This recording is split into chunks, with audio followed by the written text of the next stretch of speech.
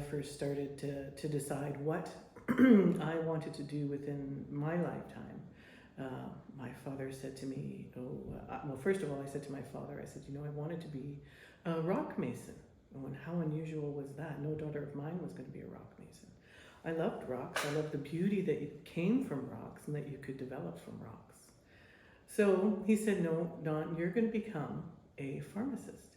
And I went, oh, well, that didn't really sit with me.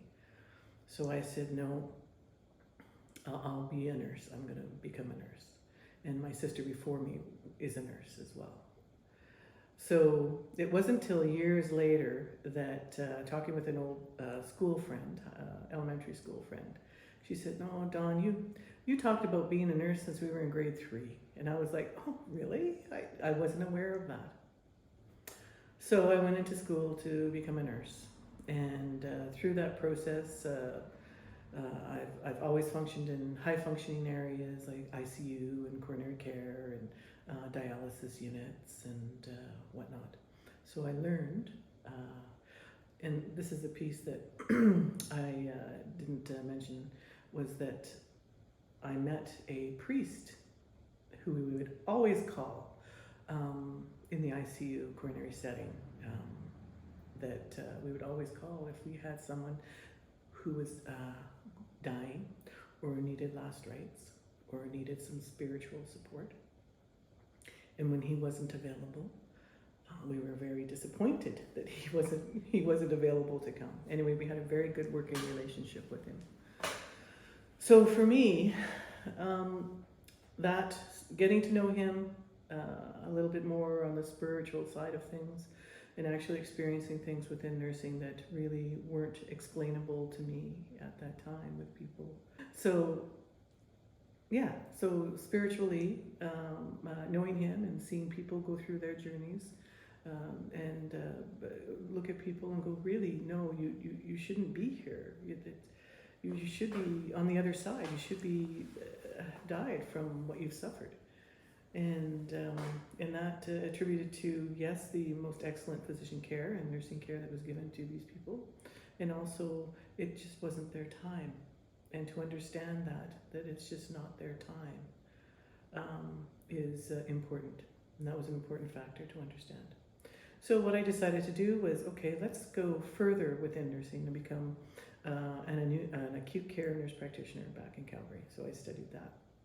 Came out to British Columbia, and there wasn't any need at that time for nurse practitioners. They weren't supported. So I went, okay, I will go and do my primary care nurse practitioning, which I completed and met a wonderful physician in Nanaimo that taught me that you don't have to necessarily reach for a pill for people. There are other ways to treat people. So let's start out conservatively. So that's what we did. We did alternative things for people first, instead of using the pharmacological products that do carry side effects with them. So that was a very, very steep learning curve for me as well, but a very interesting one. How I came to the Harmonic Egg, I decided I was going to retire. I retired at the age of 55. And I thought, this might be a bit too early. How will I help my community? How will I get involved in my community again and be able to assist? So I researched.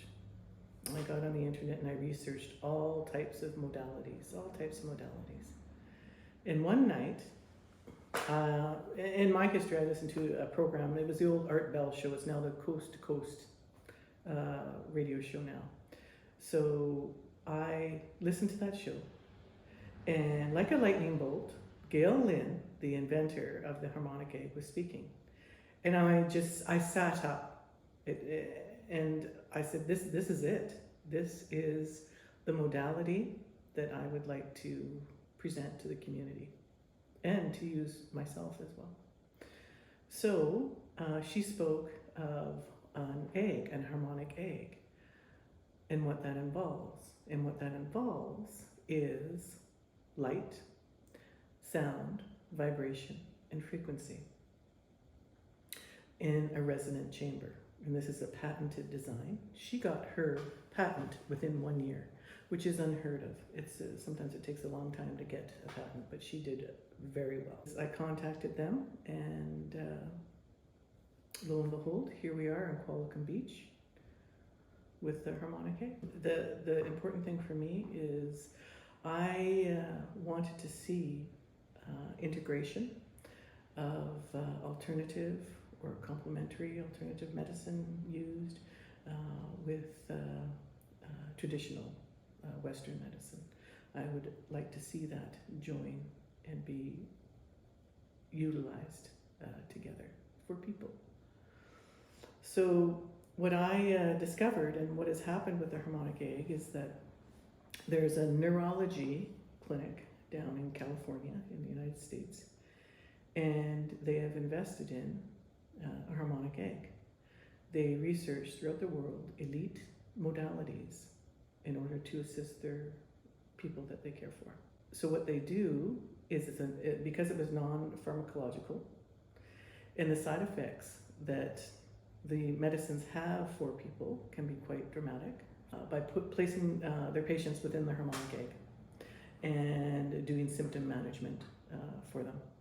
They treat, and I can use the word treat because this is what they do, they treat people with multiple sclerosis, migraines, pain, whereas what the harmonic egg will do is assist with the symptoms that are presented with those disease processes. I chose Qualicum Beach because I've always been drawn, the village or the city of Qualicum Beach, I've always been drawn to, and I didn't know why. When I was first setting up the harmonic egg, there was people that come by out of interest. There was a woman that came by, an elder woman, and she came in and she says, "Can I see this harmonic egg?" I said, "Absolutely."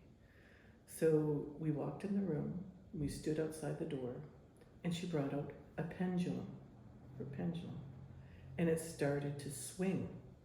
And I'm like, "Oh, okay, this is interesting." She stood there and she says, "You know, this is too powerful for me. I can't stay in the room." And I went, "Okay, we can go outside the room." And then this is where she told me that Qualicum Beach is a very spiritual place. I had no idea. It was like I was meant to be. It's like the harmonic egg was meant to be here. With my personal experience of being inside the egg, this is an interesting adventure in that everybody who goes in to the harmonic egg or the egg describes a different process, a different experience. I haven't sat across this table with a client that has described the same thing as someone else. So with my journey going into the egg, it's very relaxing. It put me in a state of deep relaxation so that I could discover things, I guess, within myself, that I needed to work on, that perhaps I didn't know was there. I went in at one time for grief because I had lost my dog, and I was very emotional. So I said, okay, I'm going to go in the harmonic egg for grief and grieve my dog. There was something within the music that was played that sounded like my dog calling me, like whining to get out. And I sat up and I went, no. I said, he's gone. He's not here anymore. Oh my goodness. I said, this is part of the grieving process and coming to acceptance with that. I laid back down as calm as could be and finished the session. And that helped me to, with the grief process, with losing him. And that is also something that the harmonic egg can be used for us humans as well. Other clients will go in and they become emotional. Whatever their intention is that they're working on, they become emotional. Sometimes they can't express where that emotion comes from because it hasn't come clear yet. And other times they have visions of family. They have visions of lost ones, people who have died, people who have had an impact in their life. It's a very powerful tool.